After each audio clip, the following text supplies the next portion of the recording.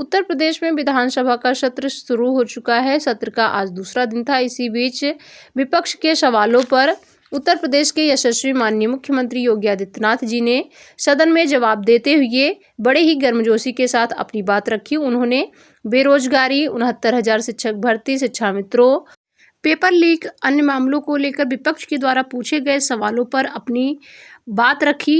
माननीय मुख्यमंत्री जी के द्वारा सदन में क्या कुछ कहा गया है विपक्ष के सवालों पर, आइए सुनते हैं। इस माननीय सदन में सही तथ्य भी रखने चाहिए।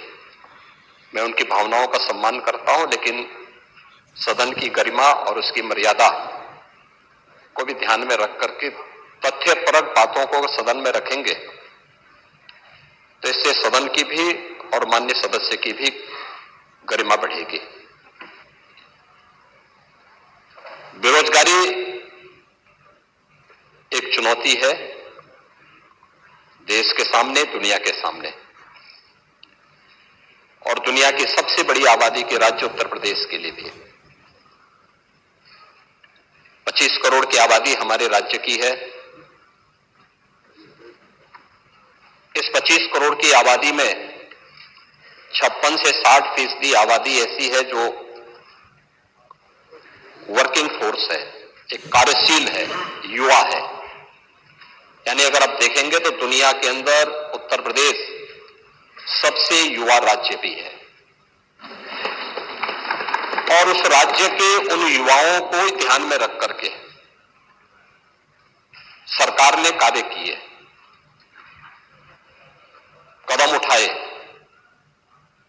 अभी पिछले सत्र में हमारी सरकार ने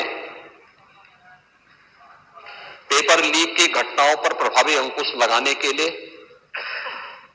सार्वजनिक परीक्षा अनुचित साधनों की रोकथाम अधिनियम 2024 को पारित करने का कार्य किया है,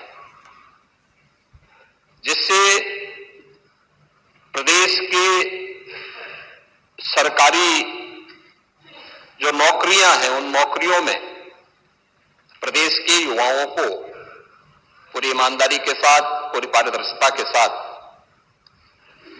नौकरियां प्राप्त हो सके और उन्हें आरक्षण के नियमों का अक्षरशः पालन किया जा सके।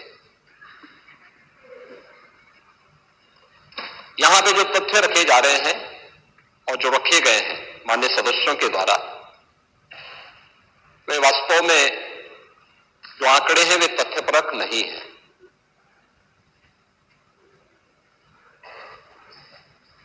अगर उत्तर प्रदेश में बेसिक शिक्षा परिषद और माध्यमिक शिक्षा परिषद के शिक्षकों की भर्ती की प्रक्रिया को पूर्ण करने की बात है, जो कहना 69,000 शिक्षकों को नियुक्ति पत्र नहीं जारी हुए हैं, मैं उनको बड़े सम्मान के साथ बोलना चाहूंगा कि 69,000 शिक्षकों को नियुक्ति पत्र भी जारी हुए हैं। वे सभी 4 वर्षों से स्कूलों में पढ़ा भी रहे हैं।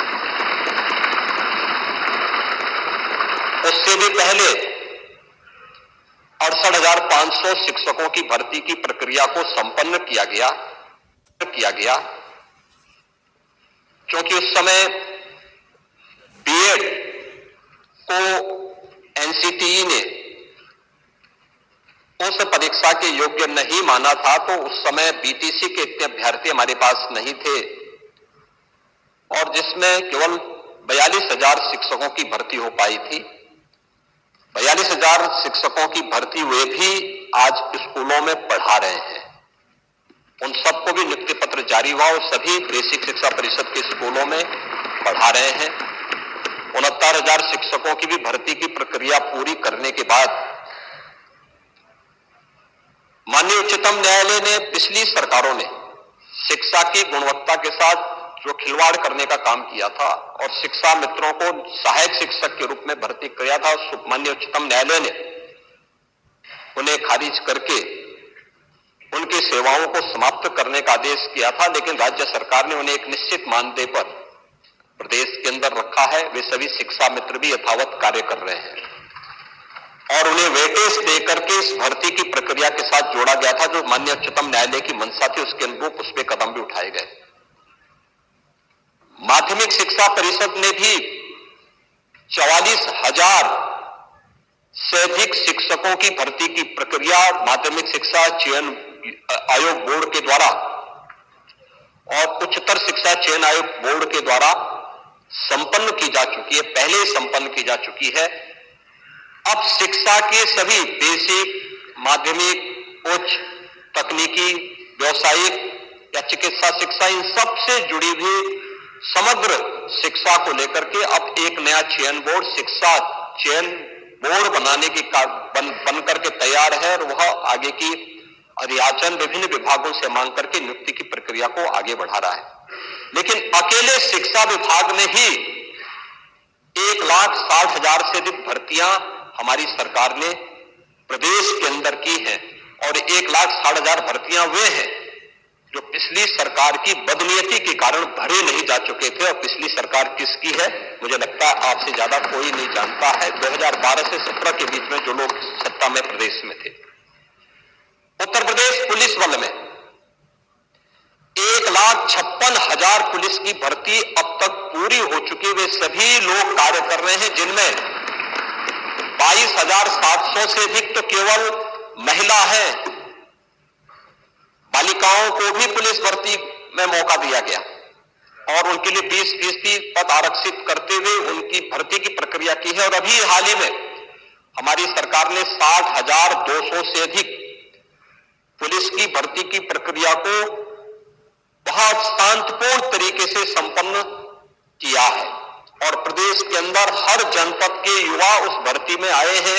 अगर इन सबको आप देखेंगे अलग अलग विभागों में, सिंचाई विभाग में, वन विभाग में या फिर पीडब्ल्यूडी में या फिर अन्य जितने भी विभाग हैं, स्वास्थ्य विभाग में, सभी विभागों की भर्ती की इस पूरी प्रक्रिया में अब तक 7 लाख से अधिक भर्ती की प्रक्रिया को ऐसे प्रदेश के नौजवानों को सरकारी नौकरी अकेले हमारी सरकार ने पिछले 7-7.5 वर्ष के अंदर प्रदेश के अंदर दिया है। और किसी भी भर्ती की प्रक्रिया में, भर्ती की प्रक्रिया, उसकी पारदर्शिता, उसकी ईमानदारी पर कोई प्रश्न नहीं खड़ा कर सकता है। 69,000 शिक्षकों की भर्ती के बारे में एक बात बार बार आती है, जिसकी चर्चा यहां पे कल श्री संग्राम सिंह यादव जी भी कर रहे थे और अभी श्री पूजा जी भी कर रही थी। मैं बड़ी विनम्रता के साथ कहूंगा, 69,000 शिक्षकों की भर्ती में पिछड़ी जाति के 27% आरक्षण के आधार पर 18,000 पद आरक्षित होते हैं और पिछड़ी जाति के उसमें 32,200 से अधिक नौजवान भर्ती हुए हैं 69,000 शिक्षकों की भर्ती में। अनुसूचित जाति 21% आरक्षित, उनके लिए जो आरक्षण की सीमा 21% है और 21% में 12,000 पद उनके लिए आरक्षित होते हैं, लेकिन भर्ती हुई है 14,000 से अधिक।